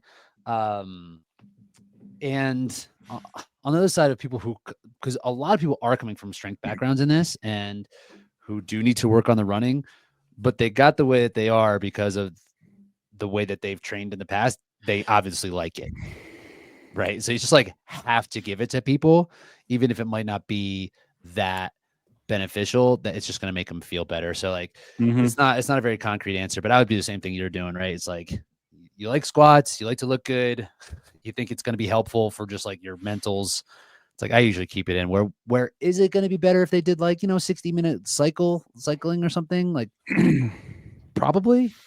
I just go back and forth. Like there's a tipping point, right? Like moving muscle is costly. Like moving muscle through space is costly. And that's why you don't see 220-pound 15-minute 5Kers, because they don't exist, because it's impossible. No matter if you have a VO2 max of 85, if you're 220 and 5'10", you're probably not running fast. For sure. Sorry. Even though you have the best engine on the planet, right? And so it's like always like that balance. Like, is there really a formula there? People break the mold. You look at Dylan, of course, but then you look at name the athlete on the opposite end. So I guess I don't know. I don't have an answer for it either. I just find it intriguing that you told me that you roughly weigh the same as you did in your OCR days, but appearance wise, I wouldn't have guessed that. Yeah. And so I don't know, just something that I haven't pinpointed yet personally. Yeah, Bracken, have you pinpointed that answer? No, it's because you have to be able to put out either way, whether you can squat 500 or 155, you have to be able to work hard for an hour. And Dylan, it's every single movement's going to cost him a higher percentage of his max, which is going to cost him less than the guy next to him, who it's costing him less percentage of his max, but costs him more every time he has to rep it. Like I think there's some minimal strength work needed to be able to structurally handle the work, but I just can't. We've tried numbers before. We've said numbers, but it's like saying, what 5K do you need for OCR success? Right. That was the next question I was going to ask, though, actually, is if you were to take the top 10 Hyrox athletes in the world, men and women, maybe you wouldn't know, of course, you probably know men a little bit better, but what do you think the slowest 5K and the fastest 5K, if you were to put you all on a start line? I'm not even asking for names. What do you think it would be? What do you think the slowest 5K top 10er and the fastest 5K top 10er would run right now?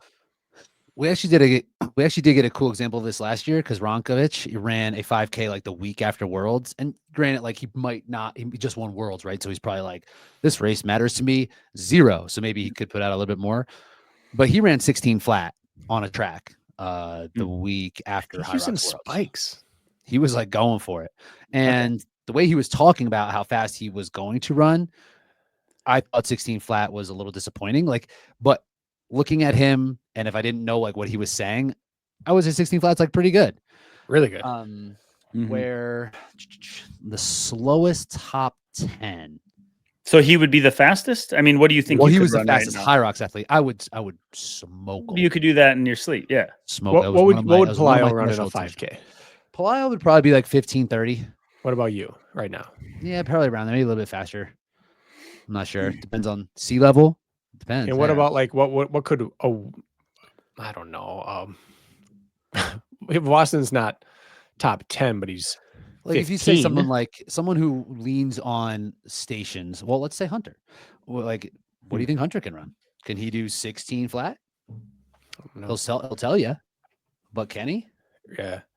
Well, what can, let's say, like John Graham Holiday run? Yeah, Graham Holiday, John Wynn. Colin Stiefert. Colin Stiefert. Yeah, I think if those dudes ran 16:20, I would think that would be pretty good. Really good. Yeah. Better But question. Colin's really improved his running. Do you think asking, just looking at time domain, like, and we don't have these metrics readily available to us and they're much harder to test, but would you say, like, what's your marathon? Would that be even less indicative or more indicative than a 5K or a half even? Less? Yeah, to me, I mean, for me, Less. a marathon is just, I mean, it's like the pace that you're running is kind of, for me anyway, is pretty close to marathon pace. It's like what your marathon pace would, but over the course of 2 hours and change, like it's just like kind of a different thing. Yeah. Don't you love when like an athlete's newer to this and you prescribe them something like, let's say you're 90 seconds on station work, just something approachable, but whatever. And they're like, should I be running like 5K pace for this 90 seconds or like what? And you're like, you tell them like, let's start a marathon pace and see. And they think it's so slow. Like it's only 90 seconds of running. I'm only running 4 minutes at a time. And they look at you like, are you sure about that? Like at best, you're going to be running marathon pace during this thing for your first couple go rounds. It's like so hard for people to wrap their head around. I always get amused. That conversation happens almost with everybody in the beginning. Like when they say 5K pace, like you don't really know what 5K pace feels like. You don't want to do it at 5K Right. pace. Yeah, It's not something you want. No athlete ever asked, can I do this at 5K pace? If the option was slower. For sure. No track guy ever pushed for more 5K reps. You see 5K. I remember when you prescribed it. This actually, Rich might have had this prescribed back in our leaderboard days. You prescribed OCR 200s and the indicator was 10K pace and we were only running 200 meters. And I was like, this guy doesn't know what the heck he's talking about. It's 200 meters. I'm running 200 meters at 6 mile pace. This guy's an idiot. I got into that session. I understood. But then, Stuff gets real fast. The first 200 was a joke. And after that, and the station work, and now you're whatever, they were like 1200s in total. Yeah. Compromised 10K pace is nasty. What happened to burpee 10K? We still doing that? That was COVID. Bring it back.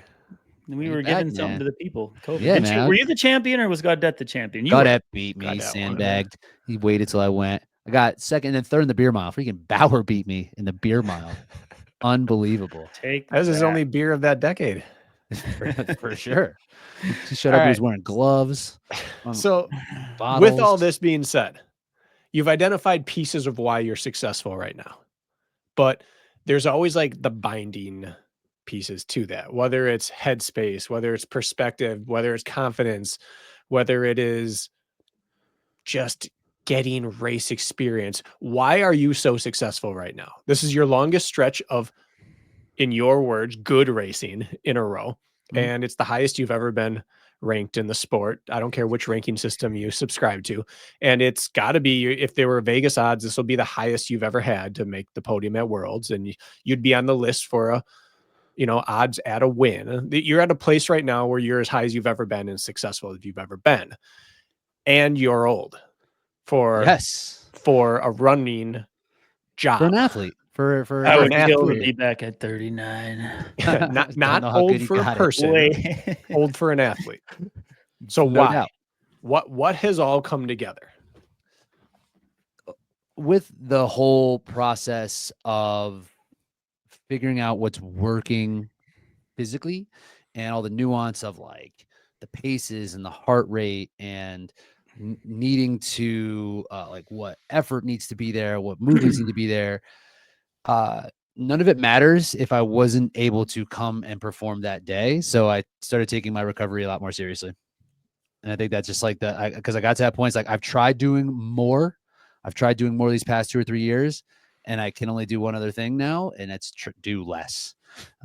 So doing less has actually yielded just like such better results. And like I feel happier. I feel like I'm recovering. I'm sleeping well. Like nutrition's no problem. Like body composition's great. Like I'm not like fighting against all these factors because I'm just like overworked and stressed. Which I think had like if this was 10 years ago, would I have gone the route of doing less? Like probably not. So I think it's a little bit of the byproduct of the age and like having enough experience and maturity as an athlete to understand like sometimes I'm going to want to do like something I don't necessarily feel like I should be doing to get better results. So like doing less has yielded better results. Specifically, what does taking recovery more serious look like to you? So one major shift I made was I started taking complete rest before my key quality session. like no matter what. Like I take a complete rest day where I'm just chilling. So I get to that quality session. The one I do two. I have one that's like the most important for me, and I'm ready. Like I by the end of the day, by the end of my off day, I'm like excited for this workout. Where in previous cycles, I would just be like, okay, it's a workout. I'm going to be able to accomplish it. I'm going to be able to do it, but I'm not like looking forward to it. But now I always look forward to this quality session. I'm always confident I'm going to hit it. So I get like this physical rest, which leads to like this mental recovery. So I can come into this event and just like come into like a workout and know it's going to go well. So it's given a high level of confidence too. Like rest day as in nothing structured. Yeah. Like walking around, like doing some stretching. Yeah. Have you taken that philosophy to races and before race day now? Yep. Wow. Like nothing. Complete rest day before. And you feel like your body, mind, it's more ready because of it. You just don't hear that very often. It's not an approach I've ever took. Yeah, it's just like I know I do it in training every week, right? So it's like if it works there's no reason it's not going to work at race. Yep. I would say as my OCR, I hesitate to say career, but career peaked, I was doing the least I've ever done the day before. Part of it was travel was never good for OCR. Right. And I would just say I'm not forcing a workout, but that does track for me. Yes. What else? It's interesting because I feel like I'm in the opposite boat almost. Like you're marathon training though. It's just so different. You're so correct. But talking to the recovery and availability, I'm actually at a point where like I only run 5 days a week. I do no supplemental cross training, and I strength train 3 times a week, and sometimes I half-ass that. But when I put on my Alpha Flies or my Metaspeed Skies on Tuesday, I'm ready. And when I need a quality long run, like I could do 70 a week, I think I'm be available, but there's something about showing up and making it count. And then Wednesday's a rest day for me. I barely do any strength work. And so is Sunday now, but like being available is just so important. And I don't know can you do that at 25 if you only have a handful of years under you, or does it take the sacrifice of not that to get there? It's just tough. I don't know what the answer is, but anyways, I agree with you, by the way. I'm ready and available, and I could be doing more, and I'm choosing not to for the very sake that you're outlining. Right. What is the other recovery stuff Bracken was asking? Sorry, not to talk about myself. I'm interested. Yeah. Thank you. It's an important concept. Those extra 10 miles per week, 15 miles per week, can you quantify if they're better than 25% more quality work on your individual session? Like, can you quantify that 10 miles of aerobic work beats being better on your quality days? I don't think you can. If it's 40 miles, you could maybe argue it, but right. And that's kind of like I feel like I've been bound by this system of like endurance training. And like I just recently had this thought, because I like now where my running is and like the amount of like anaerobic threshold that I'm building, I'm still finding myself bumping up against this like mental ceiling, like this glass ceiling of like, should I do more or is it going to be a problem? And it's because of like Daniel's formula. It's like, Daniel says the percentages shouldn't be out of whack, but like that doesn't matter for what I'm doing. And body doesn't know percentages. Exactly. So it's like, I feel like I've just been bound by this idea of like what works historically in running, that I've kind of like pushed against.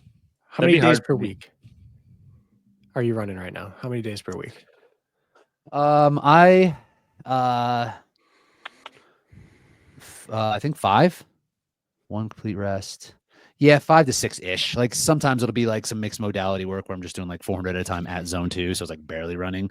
I'll accumulate like 2 miles. 5 days per week of running, 40-ish miles per week, 2 big quality sessions, and a bunch of extra aerobic work. And swimming is something I've added. That is something that I have, that I don't know. How much swim training have you two done? I've done more than I cared to in the past. Was you doing tri stuff or were you a swimmer? Well, try stuff for just like 2 years, but I actually resorted to the pool on the injury front a number of times. Oh, that's true. Front crawl, mostly front crawl. Yeah. I mean, like typical Yeah. What are you doing? Swimming, like traditionally, it's like swimming laps. Yeah. Yep. Swimming laps. I do that twice a week. I feel like the workout that I'm getting aerobically and like a respiratory workout, like if it was like ventilatory threshold is what the marketer would be doing, I feel like I'd be at like that ventilatory threshold 2, which like isn't aligned with anaerobic threshold and lactate threshold, but my heart rate's like 100 beats per minute because I'm horizontal when I'm in the water, so I feel like I'm getting some good quality like breathing work in without any consequence. And I'm not doing a ton, right? It's like two times a week, 40 to 50 minutes in the pool. I get like 2K total of volume, but I just feel so good when I come out of it. And I think it's just like full body oxygen, like intensive. I think it really helps my breathing. I have asthma, and living here in Colorado is like so dry that it can be like really harsh. So like kind of being in the water, just like get a big rush of humidity. I come out of it feeling like I'm breathing better. That has been a major change in my training, something I just like hadn't done in like decades.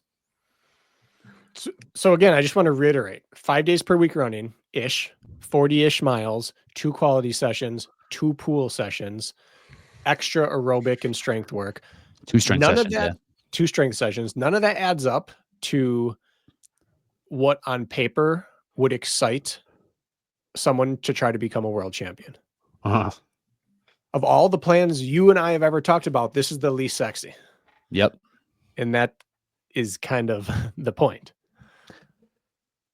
I think with Hyrox in general, like the biggest challenge that we're facing is not overtraining. And you're seeing it this year. Yeah. It's like it's really easy to overdo it. And maybe it is just because I am older. And maybe if I could do 25% more work, I would have, 10% better results or something. But for me, this is what's working. So then you pivot. Let's say Hyrox goes under tomorrow. Okay. And you get super psyched about the road racing scene. What are you bringing from this back to your running pursuits? How much of this stays? The aerobic stuff, probably quite a bit. Probably quite a bit of the aerobic stuff will stay. You mean aerobic machine work? Aerobic machine work. I'm sorry. Okay. Yeah, I would probably keep swimming. I would keep that. Would I do mixed modality work in terms for quality? I don't know. Maybe some echo bike stuff. Yeah, Kirk, you're down with the fan bike, right? So I am, but if I have to. Right. I might keep it because just so I can get more volume. It kind of keeps me like I say this to myself. It keeps me in the game. It keeps me in the workout. Where if I'm needing to run whatever 10K in a workout, like it's like a lot, but I can run and bike double that, double that amount of volume. That's probably what I would take. Oh, something I have added is that like the old X Factor day, like 30-second hill sprints. Mm-hmm. You're back on that? I'm on it, dude. And doing strides before my workouts. I'll do like 4 to 6 strides before a quality session. And mechanically, man, things are like popping right now. Okay. It's a good feeling. It is good. It's like, oh, wow. I feel fast again. So you're also looking for things during workouts to keep the workout going. Yes. You're not trying to finish it in the time you're like, get the best out of and be done. You're trying to, I'll pivot to another movement if it allows me to stay in it and go more. 100%. That is very against the running code. And well, when you need to be, because and sometimes I'll feel like mechanically running, I'm like, okay, put myself in good positions while running at this high output, right? And being able to I can do it for like 3 minutes, but can I do it for like 30? It's like not as well as I would want to. So that's why I don't think I would do as well in something like a 10 mile or a half marathon or marathon. Just like mechanically, I think I would break in those positions. I'm not that resilient. Where you need to be resilient when you're preparing for it. So you need to run well. But we don't need to run well for 3 or 4 minutes at a time here. Yeah. Your answer of recovery, I feel like I shove it down people's throats that listen more. They probably roll their eyes when I'm like, you need to rest, take your down week or do this. And it's just good to have somebody else just echo it, to be honest. yeah, Yeah. from a coaching side, it's frustrating, but I like it from a competitor standpoint. I'm like, oh yeah, I'm resting more. People are like, dumb, I'm not doing that. Like, great. That works for me. Well, no one ever seeks more rest until they've gone too far. And knowing that you've gone too far is the thing, right? It's like, because you can double down. It's like, maybe I'll You just either go find maybe I'm it not doing or it more. finds you. Right. And that takes a while. I think we've covered it. At least what I was curious about. That was actually exactly what I was hoping to just get a timeline. Wherever people listening find themselves in their progression in hybrid, I think you probably could relate to a number of things you said. Bracken, did you have anything else that you wanted to explore? Not a single thing. Wow. Perfect. Great. Nice job, everybody. Got the mental checklist down. That was good. It was not. This was a nice time. We should do this more often. What do you just for those I guess who don't know or follow? What are your next events this year? What do you have on your calendar? So just Hyrox World Championships in Chicago. That's June 13th. I believe our race is on Thursday. Kirk, you gonna come through? I don't think so. Oh, dude, it's gonna be like a scene. BK, you're coming, right? I could be there Thursday, but then I got Friday, Saturday, Sunday at the other race venue. Carton. Come out Thursday. It'll be Putting fun. my dip in. Yeah, boy. Putting on my flannel. Is it Millers or Keystones? What are we sipping out there? Keith Stone probably pulls up at the track. Smooth like Keystone. You know what? You know what's surprisingly present at the track? Peach Bush. Ugh. There's Peach Bush. Yeah. Unaware. Bush Light, some fruity flavor. All right. If you got Hyrox Worlds, knock it off. Hyrox Worlds, yeah, that's and that's really it. That's really all. And then you'll figure out what's after that. Figure out what's after that. Whatever the season's looking like, not sure. Whatever life's looking like. So that's the main goal. So about 6 weeks. Doesn't it feel like today? Between now and Worlds, there's this nice chunk of time to sort of, I don't know. It seems like everybody here in the States, anyways, that they get this sort of like this chunk of time now. What you do with it in these 6 weeks, because we had racing this winter and up until this recent weekend, and now it feels kind of open a little bit for most people. Yeah, it's really not that much time. I was looking at the calendar, like it's on there, but it is nice. After that, I had a race in Miami. I was like, oh, I have a little bit of time to chill. Got a little sick because these races are impossible. At 9 p.m. then try to get a sleep that night. No, not happening. And you're packed like sardines into those venues. Everyone's just breathing into each other's diaphragms. For sure. For sure. It's like really hard not to get sick. So people follow along our RMR, the podcast RMR stands for, what does RMR stand for? It's Rich, Meg, and Ryan. I used to say Ryan. No, not anymore. Okay. I used Performance dictates. Kempson 1, Kempson 2 got switched. Yeah, definitely. All right. So that podcast, and then where else can people consume? Active over on YouTube, doing some like race recap stuff, a lot of just like nuts and bolts, like how to train for Hyrox. It's a good platform for me over there. Instagram's fine. Rich Ryan 610. Those are the main platforms that we're on. Check us out over on racebrain.media. Brand new website out. I will not be making any content there. I will just be saying that I'm just going to be claiming all the content. I'm just going to take all the kudos. Yes, great. 610, is that your area code back home? Yes, sir. Philly-ish. Philly's 215. I grew up like north of Philly. We're 414. Ludacris shouts it out. Did Ludacris shout 610? Not 610. 215, I'm pretty sure. It doesn't exist. What's the 212? Not canon. 212 in that? 262. He has no ladies in the 610. No 262. Light just went out. That's it. All right. His beauty lamp is done. Well, it's good catching up, man. I haven't talked to you in a while, so appreciate you taking the time. I know you got a schedule to keep. Super fun. Thank you guys. Really looking forward to this. It was fun. See you, boys.